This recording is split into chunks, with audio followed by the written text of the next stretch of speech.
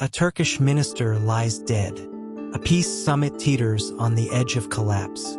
And in the shadows of international diplomacy, a forgotten Cold War secret is about to be unearthed.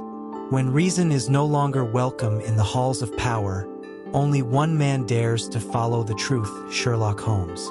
This is the Constantinople Protocol, a modern political thriller of betrayal, espionage, and deduction. Don't forget to comment your favorite scene, and subscribe for more narrated stories like this one. It was in the grey lull of an unusually damp London morning, as I sat perusing an article on neural encryption in the Lancet, that Mrs. Hudson knocked thrice and entered with the precise trepidation of one bearing ill news.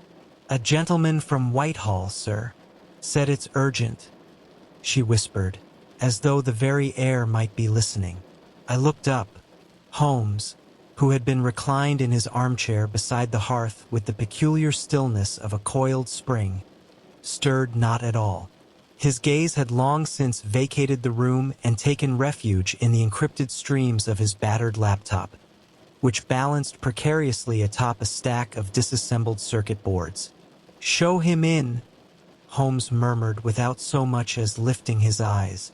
The man who entered was middle-aged, clean-shaven, with the waxen pallor of one accustomed to tight offices and tighter secrets. A small pin on his lapel, a lion flanked by a sword and scroll, marked him unmistakably as MI6. He carried no briefcase, no files, only a plain envelope. "Mr. Holmes, Dr. Watson." He nodded briskly. "My name is Graywood. I'm here on behalf of the Joint Intelligence Committee." Holmes gestured to the seat opposite him. "You are 3 minutes early, which either speaks well of your discipline or ill of your desperation. Shall we assume the latter and proceed without pleasantries?" Graywood remained standing. "There's been an incident." "Ah, so we're not talking cyber intrusions or disinformation today. This is something bloodier." Holmes closed the laptop. "Go on." Graywood spoke with the clipped tone of a man who had rehearsed his horror. "An assassination. The Turkish foreign minister, Selim Karaca, shot at point-blank range this morning at his residence in Istanbul. No suspects, no witnesses. The summit scheduled for tomorrow, what was meant to be a major multilateral détente, is now in jeopardy." Holmes steepled his fingers, his expression inscrutable. "And you require my talents because you believe the motive to be more than political?" "The method, Mr. Holmes. A single clean shot to the thoracic aorta. Left no powder burns. The angle suggests a shooter who knew the room intimately. And this," he produced the envelope, "was left on his desk. No fingerprints." Holmes opened the envelope delicately. Inside lay a single photograph. The ancient walls of Constantinople, now Istanbul, overlaid with the Latin words, "Veritas ante pax, truth before peace." Watson leaned forward. "What on earth does that mean?" Holmes tapped the photo once, then leaned back, lost in a swirl of mental calculation. "It means, dear Watson, that someone wishes to unearth an old truth buried under layers of diplomacy, and that truth may be dangerous enough to unravel the fragile web of global peace." He rose swiftly, the fire rekindled behind his eyes. "Pack your bags, Watson. We are bound for Istanbul. The game, it appears, has gone global." We departed from RAF Nordholt under cover of darkness, aboard an unmarked government jet whose sleek exterior bore no insignia save for a minuscule RFID tag visible only to the trained eye. The interior was Spartan but precise. For leather seats bolted in opposition, a narrow aisle, and a humming bank of encrypted communication terminals flanking the cockpit. Holmes took little notice of the comfort. He was already poring over a flash drive that Mr. Graywood had left with us, its data spilling onto his tablet in pulsing lines of code and satellite overlays. "Do you know what troubles me most, Watson?" he asked without lifting his gaze. That a Turkish statesman has been gunned down in his own home hours before a peace summit? I ventured. Holmes allowed a brief smile. That is the consequence. I am concerned with cause. Note the precision, the symbolism, the selection of Karcha himself, a moderate voice in an increasingly polarized region. The killer didn't just want to incite unrest. He wanted to sabotage something very specific. I leaned forward. You think this is part of a larger plan? Undoubtedly. There is a pattern, faint but discernible. 3 months ago, a diplomatic cable leak in Brussels. Accidental, they said. Last month, a misfire near a Chinese naval convoy in the South Pacific. All followed by sudden shifts in military posturing. He flicked through images on his screen. This assassination is not an isolated act. It is the crescendo. I studied the monitor. Amid the grainy surveillance stills and redacted documents, one name recurred again and again, the Constantinople Protocol. What is it? I asked. Some kind of Cold War agreement? Holmes's voice turned low, even contemplative. A myth, according to most, but every myth has its historians. In 1961, a shadow treaty was said to have been drafted among select NATO and non-aligned nations. It proposed an alternative to mutually assured destruction, a contingency plan designed to manipulate power balances without overt warfare. Cyber sabotage, political infiltration, market disruption, tools of invisible conquest. The document was never confirmed to exist. Until now. And you believe someone's trying to bring it back? Holmes paused, his eyes narrowing. No, Watson. I believe someone never let it go. Just then, the aircraft banked sharply. A chime sounded as a digital message flashed across the overhead console. Final approach to Istanbul. Holmes packed away the tablet with swift efficiency. We are no longer dealing with criminals in alleyways, he said.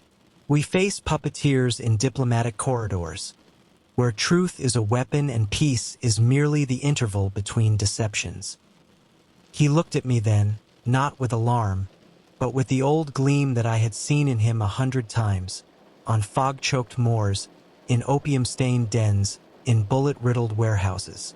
It was the look of a man who had seen the shape of the storm and dared to step into its eye. We must move quickly, Watson, he said as the wheels touched tarmac. By the time the world realizes the game has begun, it may already be over. The British embassy in Istanbul stood upon a hill overlooking the Bosphorus, an angular monolith of steel and smoked glass that bristled with antennas, satellite dishes, and the quiet menace of modern surveillance. Gone were the creaking wooden doors and brass-handled staircases of colonial postings. This was a fortress masquerading as diplomacy. We were received not by an ambassador, but by a security official named Daphne Yilmaz, her clipped accent betraying a transatlantic education and a career born of necessity rather than heritage. You'll have precisely 27 minutes in the deceased minister's private study, she said briskly, leading us through an inner corridor padded against eavesdropping. After that, the Turkish intelligence unit reseals the scene. Your ghosts, gentlemen. You were never here. Ghosts are most effective when believed to be real, Holmes murmured. The minister's study was modest by the standards of high office. A wall of dark volumes in Turkish and French, a map of the Eastern Mediterranean marked with small red tacks, and a desk of antique mahogany that had clearly been moved recently. A single window faced the street below, its bulletproof panes intact. Holmes strode in like a man reacquainting himself with an old adversary. There, he said, pointing to the Persian carpet near the bookshelf. Shift in the pile. Someone stood there for quite some time, left heel only, military stance. Likely right-handed, judging by the handprint faintly visible on the edge of the map when viewed at an angle. You see it, Watson? I nodded, though I saw nothing but an ocean of minutiae. Barely. Then train your eyes on what is missing, not merely what remains, he replied. As I turned toward the fireplace, Holmes pressed along the edge of the far wall until his fingers landed on a panel whose seams had been painted over in haste. With a short push, it clicked open, revealing a hollow behind the wall. He reached in and withdrew a single chess piece, a black king carved from obsidian and worn smooth with age. A signature? I asked. A message, Holmes corrected. The king remains, alone and vulnerable. This is not merely a murder. It is a declaration of strategic intent. At that moment, the door creaked open, and a nervous-looking man entered. He was slight, spectacled, and his badge marked him as an attaché of the Turkish Foreign Office. He carried himself like a man who regretted the decision to come in the moment the door closed behind him. I heard someone might be reviewing the scene, he said haltingly. I knew Minister Karaca. I brought him tea every morning at 8. He trusted me. Holmes did not speak, but turned his gaze full upon the man, who seemed to wither beneath it. There was a visitor last night, the attaché continued. Off the books, a man with a private security badge. Not Turkish, spoke English fluently. The minister looked troubled after he left. Name? Holmes asked. I never saw his ID, but the lapel pin, it was blue. Type, sapphire blue. Holmes's expression froze. Did he leave anything behind? Only that. He gestured vaguely toward the bookshelf. He reached behind it before leaving. Holmes turned to me. We are not chasing an assassin, Watson. We are hunting a strategist. And he has already made his opening move. The ballroom of the Sirigan Palace gleamed like a jewel against the night-darkened Bosphorus. Chandeliers the size of automobiles cast a golden sheen over diplomats, ministers, and security officers from every continent. The air carried a scent of polished mahogany and veiled mistrust. Holmes stood at the edge of the room, his gray eyes darting from face to face, as though committing an entire gallery of masks to memory. I sipped from a glass of mineral water, though the temptation to ask the bartender for something stronger was not inconsiderable. This, Holmes muttered, is not a party. It is a theater of wolves in silk. He turned sharply. You see him, Watson? Whom? The man by the eastern column. Navy blue suit. Hair slicked back like a diplomat, but he hasn't approached anyone. He wears no pin, no rank insignia, yet he moves like he owns the room. And more importantly, he pointed with the crook of his finger subtly. The tie, sapphire blue. The man in question stood half-shrouded by a marble pillar, conversing in low tones with a short woman in a crimson dress. He handed her a slim envelope, received a nod in return, and within moments she vanished into the crowd like a puff of stage smoke. Holmes set his glass down. We follow him. No sudden movements. No eye contact. Observe how he walks, heels first, posture alert, aware of all exits. He is trained. We trailed him at a distance through the service corridor beyond the ballroom, winding past silver platters and harried waitstaff. The man moved with the calm purpose of one who had rehearsed his escape. Then, just as we rounded the corner, he disappeared. Lost? I asked, somewhat breathless. Holmes did not answer. He crouched, fingers brushing the floor. Tire marks, he said. Fresh. Oil streaks. There. Look. Outside, beneath a floodlight, a van was pulling away from a service ramp. White exterior.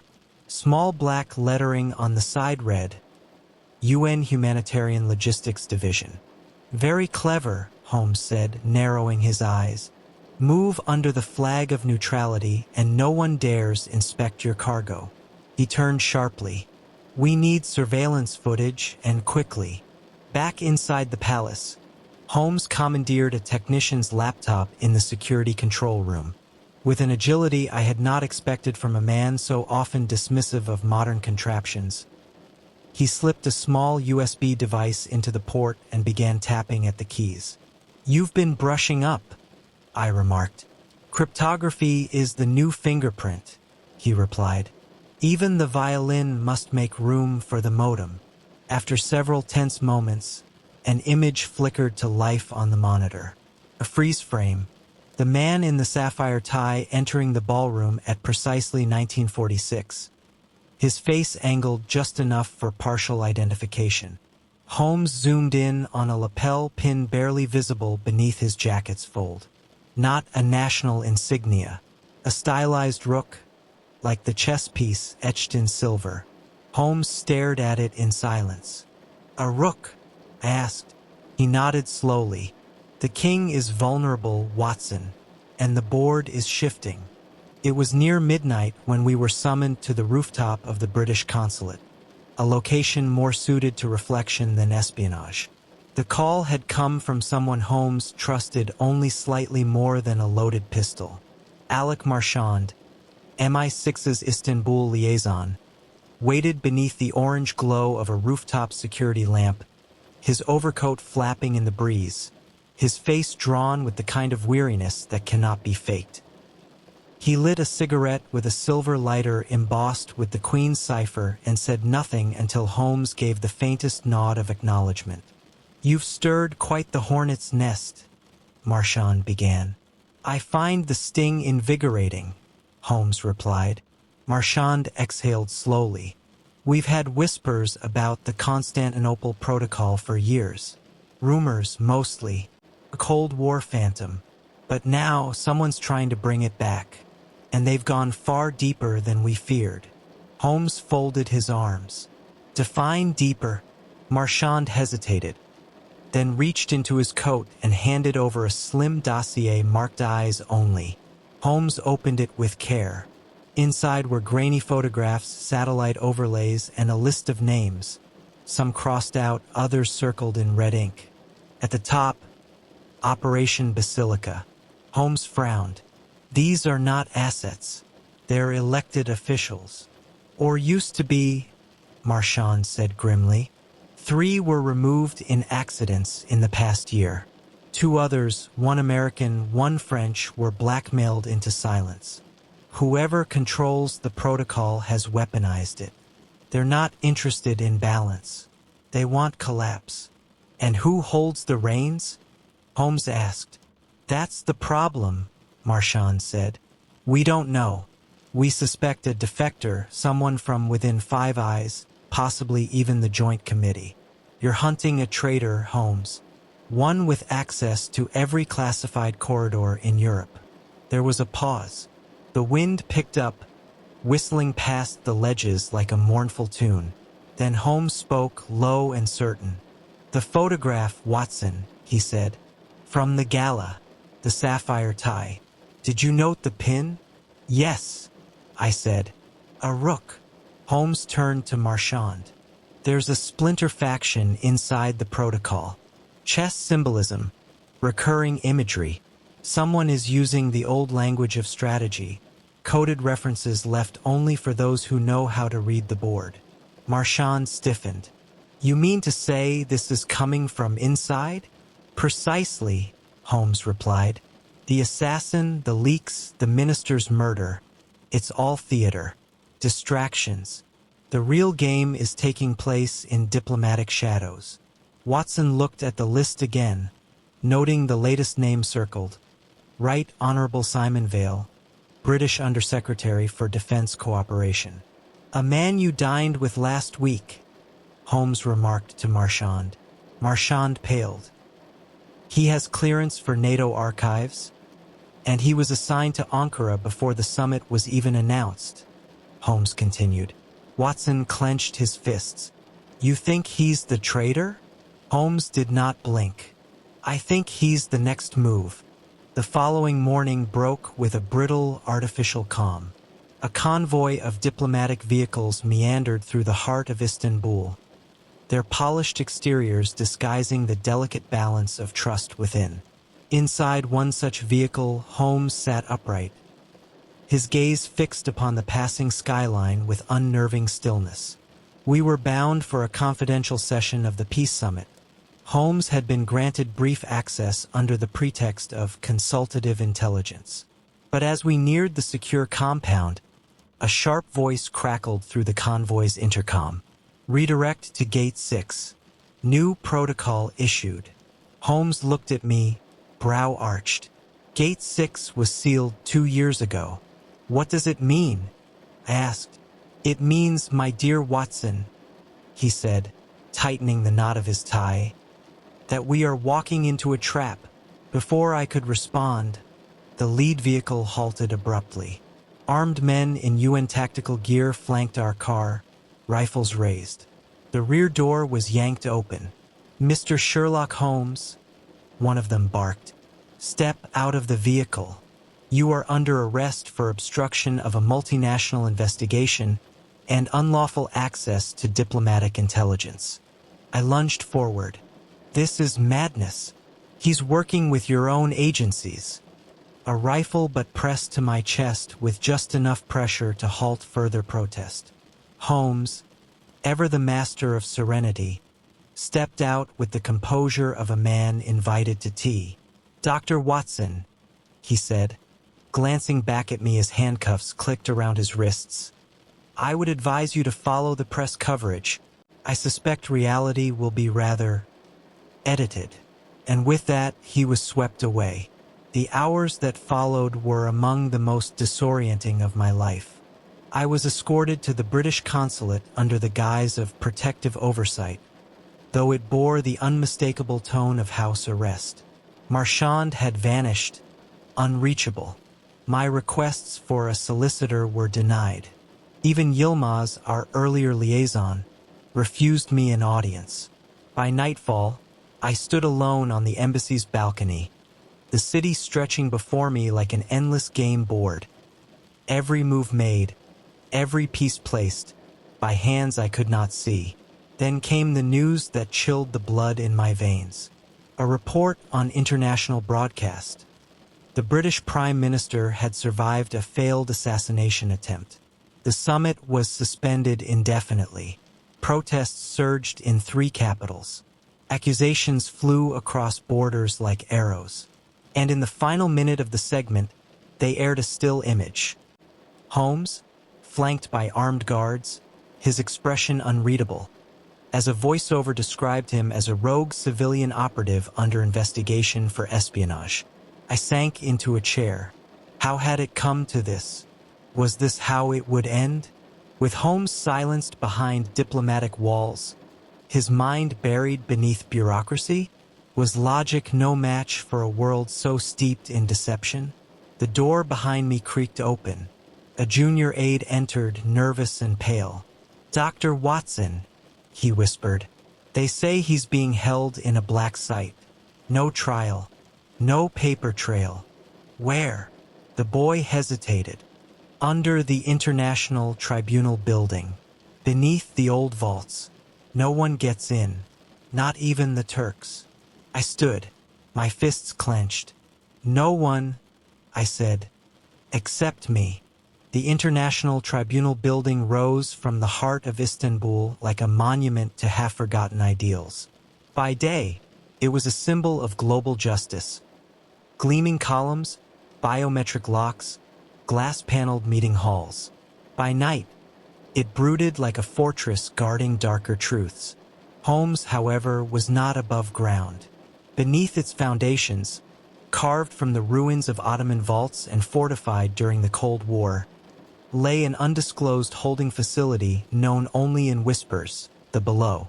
Holmes sat in a narrow chamber with no windows, lit only by a harsh LED strip embedded in the ceiling. The air tasted of stone and sterilization. His wrists remained shackled, though more for formality than restraint. A man like Holmes was never truly confined by irons. Across from him sat an old wall, the plaster chipped and curling like burnt parchment. Most would have found nothing in it, Holmes, however, found verses. He leaned forward, eyes narrowing. Beneath the dust, etched in Ottoman Turkish and partially overwritten in Latin script, were 3 lines. What men feared in peace / they buried in silence / beneath the 7th dome of the basilica. Holmes exhaled softly. So it was never a file. Not entirely. He spoke aloud, not to another, but to the room itself. They never trusted digital records. The original protocol, the true manuscript, was hidden in plain sight. Not in a vault of iron, but in a vault of stone. Beneath the city. He sat back. The basilica cistern. Then, with sudden purpose, he twisted his left wrist sharply. A faint click echoed in the chamber. From beneath the leather strap of his watch emerged a small, flattened steel rod, no thicker than a sewing needle. With delicate precision, he worked it into the lock on his left cuff. 2 minutes later, the restraint fell silently away. Within 4, both hands were free. He approached the wall, ran his fingers along the carvings again. There, above the verse, a small circular emblem carved deeper than the rest. A rook, the same sigil as the lapel pin. Holmes smiled grimly. Your arrogance betrays you, leaving your mark like an artist signing a masterpiece. A faint metallic creak outside the door prompted Holmes to return swiftly to the bench and resume the posture of captivity. A guard passed the small reinforced window, glanced in, then moved on. Holmes's lips barely moved as he muttered to himself, "You've built an exquisite trap. But in doing so, you've shown me where the board truly lies." Meanwhile, back at the consulate, I pored over archival maps of Istanbul, desperate for something, anything, that might suggest Holmes's whereabouts. It was then I saw it. An 18th century engineering sketch tucked into a scanned Ottoman sewer ledger. A spiral stairwell beneath the tribunal, marked only with the initials KK, Karanlık Kuyusu, the Well of Darkness. I shot to my feet. That's how he got in. That's how I'll get him out. Back in his cell, Holmes stood once more.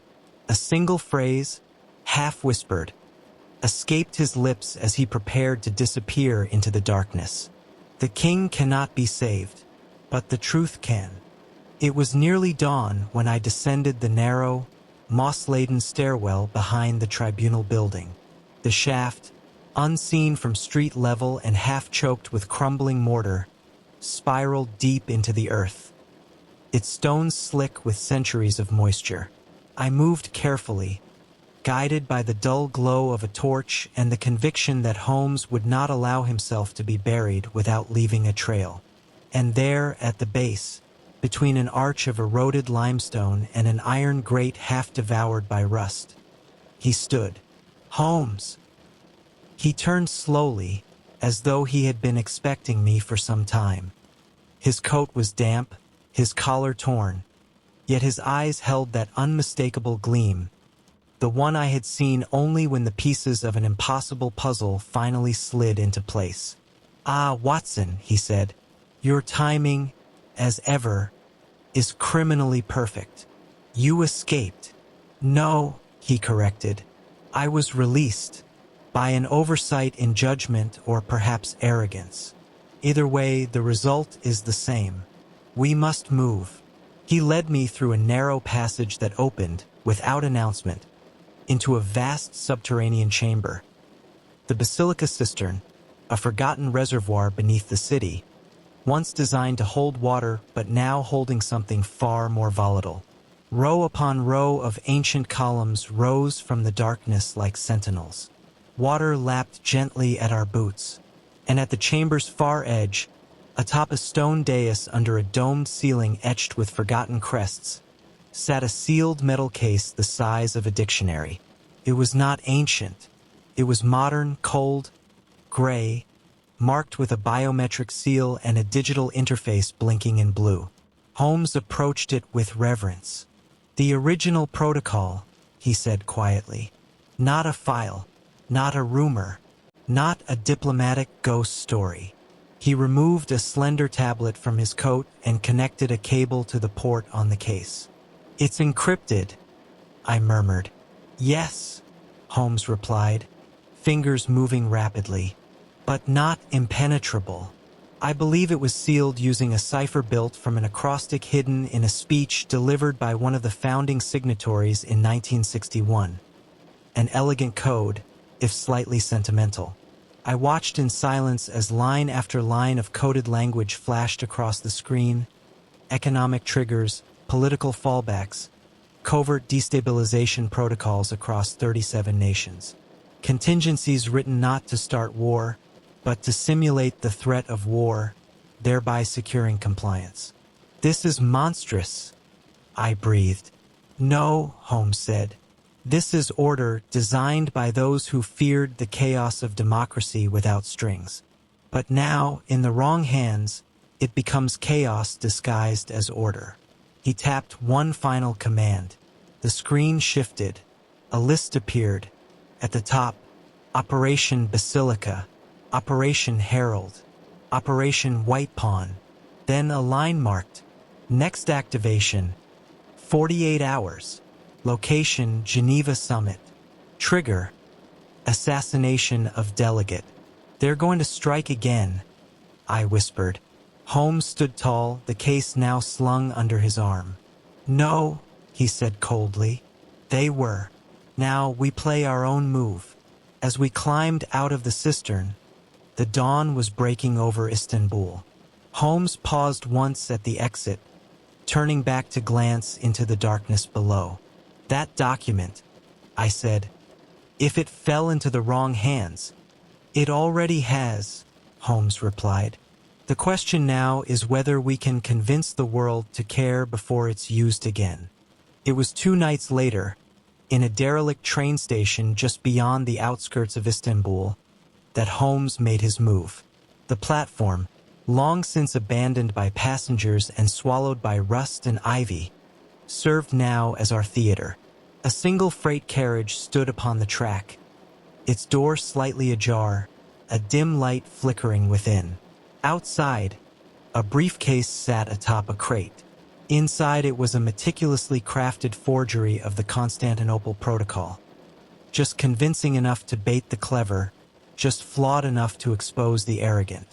Holmes paced the perimeter slowly, his coat collar turned against the cold, the city lights distant and faint beyond the mist. "You're certain he'll come?" I asked from our vantage point above the platform. "He won't come," Holmes murmured. "He'll send. That is the nature of cowards who hold power. They do not walk into the fire, but they set it ablaze from afar." At precisely 1 o'clock, a black car approached, its headlights dimmed. A man stepped out, tall, immaculately dressed, and unmistakable, the sapphire tie. Holmes leaned forward, expression unreadable. "There he is." The man approached the case, his footfalls unnaturally quiet. No bodyguards, no second vehicle. He paused, opened the briefcase, and inspected the contents with surgical calm. Then he spoke, his voice clipped and urbane.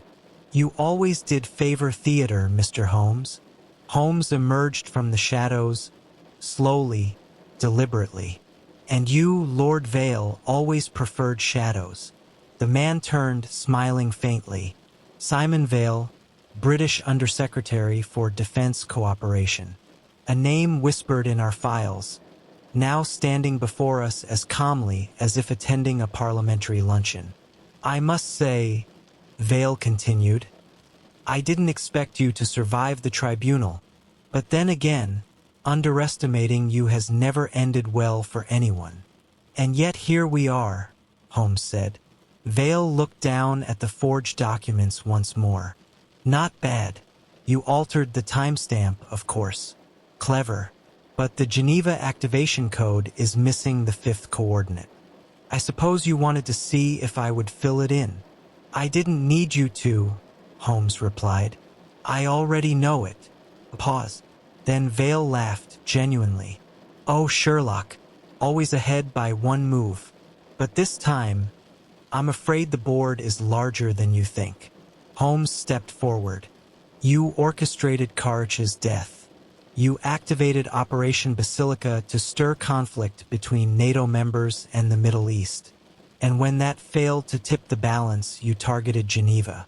All to provoke enough instability to justify the full release of the protocol, on your terms. Vale's smile faded. The world doesn't need peace, Holmes. It needs control. Without direction, nations flounder. Trade collapses. People turn to extremists. This, he gestured to the briefcase, is not destruction. It is design. Holmes's voice turned to steel. No, Lord Vale. It is treason, dressed in the finery of strategy. Sirens wailed in the distance. Vale turned, calm as ever. Do you think I haven't planned for this? I think, Holmes said quietly, you planned for every outcome except being known. Vale's eyes narrowed. Smile for the camera, I called from above. We've been broadcasting your confession to a secure Interpol channel for the past 3 minutes. Vale's hands curled into fists, but he did not move. He simply exhaled, long and slow. Then I suppose I'll see you at the hearing. Holmes nodded toward the approaching agents. Not quite. This is a sealed tribunal. As Vale was led away, Holmes stood silently by the rails. The mist closed around him once more. You knew it would be him, I said. I suspected, he replied. But in the end, he confirmed it himself. A traitor always does. 2 days had passed since Vale's arrest. Istanbul simmered with speculation, while Geneva braced under the heavy cloak of postponed diplomacy. The summit remained suspended, but the press, ever hungry and unrelenting, had begun to sniff at the edges of the truth. It was in our temporary quarters at the British consulate, amidst a sea of printouts, crumpled notes, and encrypted messages, that Holmes executed his final move. He sat cross-legged on the floor before 3 separate laptops, each routed through distinct virtual tunnels, each connected to different regions of the globe. On one screen, a draft communique to the European Union's External Action Service. On another, a coded packet addressed to the Singaporean Intelligence Bureau. And on the third, a countdown timer, ticking down the last seconds before a scheduled release. You're certain about this? I asked, glancing at the files again. This could unravel half the world's treaties. Holmes didn't look up. Then let them unravel. Peace founded on a lie is merely war delayed. He pressed a final key. Upload initiated. At once, a cascade of files was released. Not the entirety of the Constantinople Protocol, but selected segments. Redacted operations, heavily edited directives, and enough truth to scorch the feet of every high-ranking official who had danced too close to its flame. Within minutes, headlines bloomed across global networks like brushfire. Leaked intelligence reveals covert Cold War protocol still active. Operation Basilica confirmed. Diplomats linked to global destabilization plot. British official implicated in assassination scheme arrested in Istanbul. Holmes sat back, his expression unreadable. You've just created a diplomatic earthquake, I said quietly. No, he replied, folding his hands. I've merely pointed out the fault line. Later that evening, within the secure walls of the Global Security Council's temporary station, the world leaders gathered, not for negotiation, but for reckoning. I stood beside Holmes in the observation gallery, watching delegates murmur furiously behind glass. The weight of the revelations had turned rivals into unlikely allies, at least temporarily. Condemnations were read into record, resignations drafted, and beneath it all, a fragile but sincere call for transparency, however overdue. You've won, I said. Holmes did not smile. No, we have only ensured that the next move belongs to the public. not to traitors in silk ties. He paused. They will, of course, find someone else to blame. A rogue agent, a scapegoat. But the protocol cannot be hidden again. That genie is loose. I watched the council floor, the faces behind it, and felt the odd stirring of something long absent in matters of state. Consequence.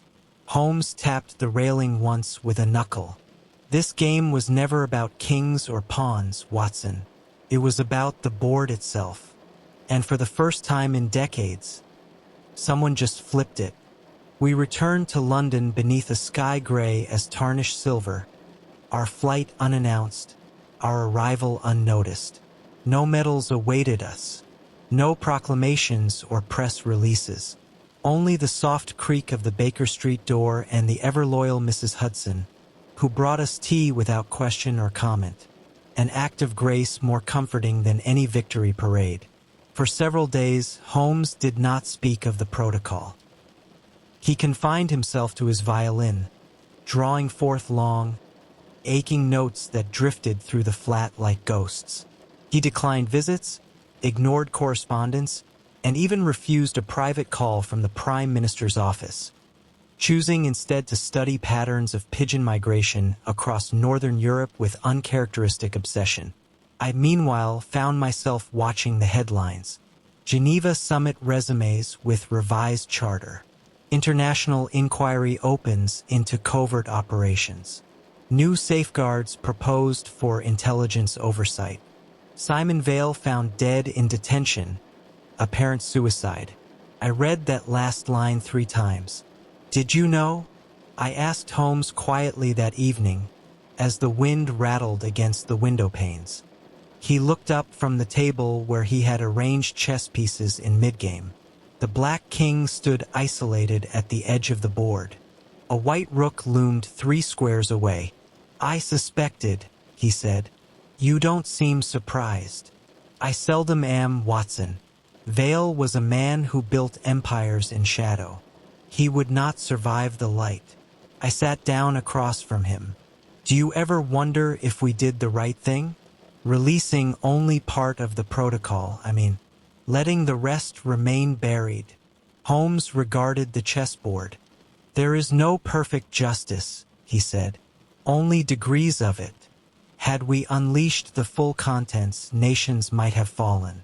Revolutions, assassinations, military coups. The balance was delicate. The truth must be revealed, yes, but in doses the world can swallow. And the rest, oppressed.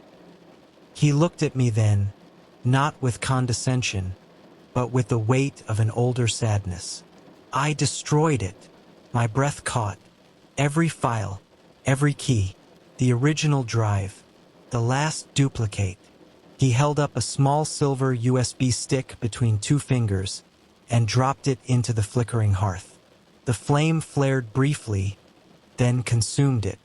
The protocol no longer exists, he said. Not in its whole, only in memory.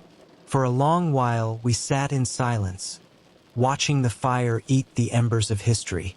Then I said, "You've changed." Holmes's expression did not alter, but his voice softened. "No, Watson, I am as I have always been, but the world changes around me."